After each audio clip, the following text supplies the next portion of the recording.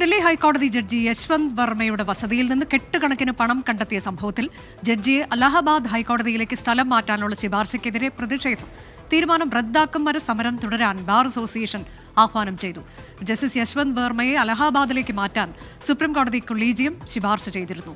അച്യുതൻ വിവരങ്ങളുമായി. അച്യുതൻ, നേരത്തെ മുതൽ തന്നെ ബാർ അസോസിയേഷൻ അവരുടെ നിലപാട് വ്യക്തമാക്കിയിരുന്നതാണ്. കടുത്ത പ്രതിഷേധത്തിലേക്ക് കടക്കുകയാണോ ബാർ അസോസിയേഷൻ?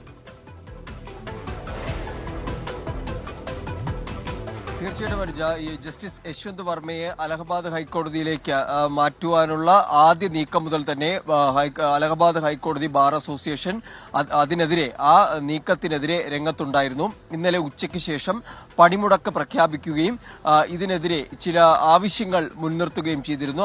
അതിൽ ബാർ അസോസിയേഷൻ ആവശ്യപ്പെട്ടത് പൊതുജന വിശ്വാസം തകർത്ത ഒരു സംഭവമാണ്.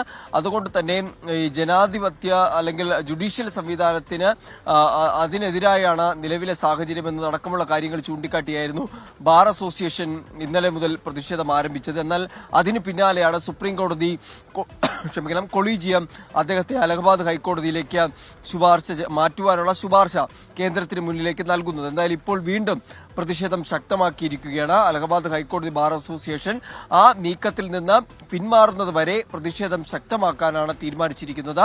ജസ്റ്റിസ് യശ്വന്ത് വർമ്മയെ അലഹബാദ് ഹൈക്കോടതിയിലേക്ക് മാറ്റുന്ന തീരുമാനം പിൻവലിക്കണമെന്ന ആവശ്യം ശക്തമാക്കുകയാണ് ഇപ്പോൾ ബാർ അസോസിയേഷൻ. ശരി, അലഹബാദ് ഹൈക്കോടതിയിലാണ് അഭിഭാഷകരുടെ പ്രതിഷേധം.